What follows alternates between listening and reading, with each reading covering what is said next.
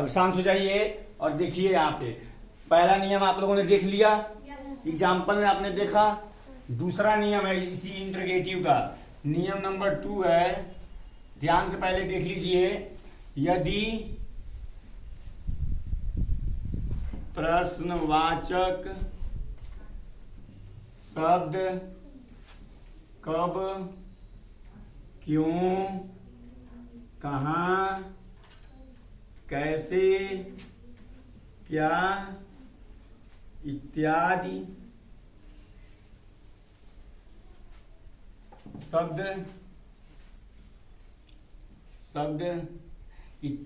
शब्द वाक्य के प्रारंभ में आते हैं तो प्रश्नवाचक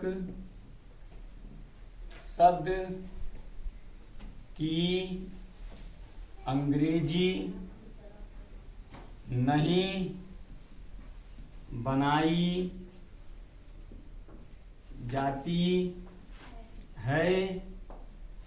कर्ता के अनुसार डू या डज का प्रयोग करते हैं। कर्ता के अनुसार डू या डज का प्रयोग करते हैं। उसके बाद सब्जेक्ट तथा क्रिया की पहली अवस्था का प्रयोग किया जाता है। ठीक है। और यहाँ पे सूत्र देखिए, फॉर्मूला। सबसे पहले क्या लिखेंगे?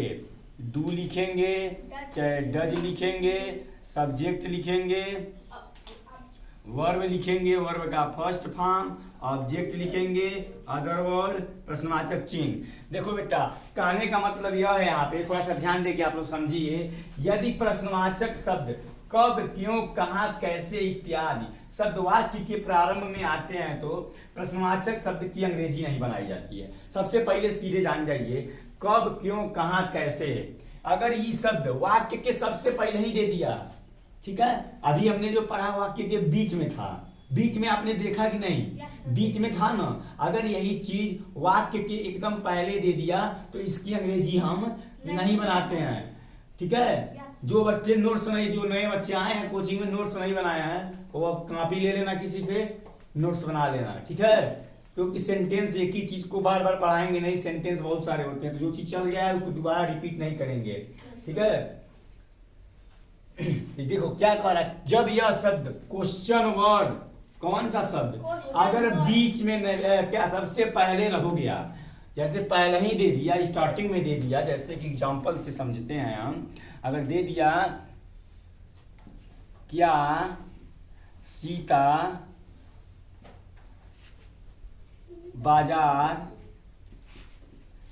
जाती है, यह कौन सा वाक्य है? देखिए, जिसके लास्ट में प्रश्नवाचक चिन्ह लगा रहता है वह होता है प्रश्नवाचक वाक्य। एक चीज का बेटा हमको ध्यान देना पड़ेगा, पूरा का पूरा नंबर हमारा कट जाएगा अगर क्या नहीं लगा रहेगा, प्रश्नवाचक चिन्ह नहीं लगा रहेगा। तो प्रश्नवाचक चिन्ह बहुत ही इंपॉर्टेंट होता है बेटा, उस पर ध्यान नहीं दो, ब्लैक बोर्ड पे ध्यान दो। उस पर ध्यान देने के लिए उसको अपलोड करेंगे। ठीक है। ध्यान आपको यहाँ पे देना है। तो सबसे पहले किसकी अंग्रेजी बनेगी? सीता की कैसे बनेगी? सबसे पहले डू चाहे डज का इंग्लिश बनाएंगे सब्जेक्ट के अनुसार। हम बता दिए तो है, बताए कि नहीं है? अगर एक वचन करता है तब क्या लगाएंगे? डज लगा देंगे। तो बिना सोचे समझे सबसे पहले लगा दो यहाँ पे डज। इसमें डज लिखा गया, डज लग गया। सब्जेक्ट कौन सी है? सीता है, SIT, सीता हो गया। बाजार जाकर, कहाँ जाती है? पहले वाले क्या लगेगा? वर्ब लगेगा, जाने वाला काम हो रहा है तो गो टू का प्रयोग कर देंगे। उसके बाद क्या लगाएंगे? मार्केट। तो मार्केट कह सकते हैं does Sita go to a market, does Sita go to, ये नहीं लगेगा, does Sita go to market, does Sita go to market. बहुत ही इजी है, क्यों? एक एग्जाम्पल और ले लेते हैं, जैसे कि मान लीजिए अगर दे दिया कि क्या वे मंदिर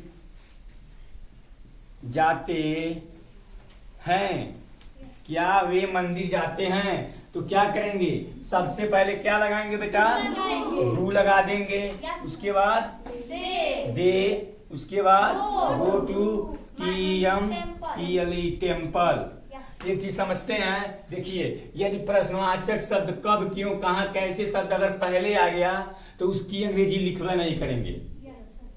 अब बीचे में आ गया तो सबसे पहले उसी को लिख देंगे, उसके बाद से क्या लगाते हैं? डू या डर। तो हमको इतना अंग्रेजी है, इतना इसको एक बार हम पढ़ लेंगे, ठीक। आज खाली हमको याद क्या करना है बेटा? यह जो फॉर्मूला हम आपको लिख करके दे रहे हैं, इसी फॉर्मूला को केवल आपको याद करना है। क्या? डू चाहे does, subject, verb, object, other word, और प्रश्नवाचक चिन्ह को बेटा लगाना मत भूलना, क्योंकि प्रश्नवाचक सब सबसे जरूरी होता है। तो आपको समझ में आया कि नहीं ये वाला? तो नोट कर लीजिए।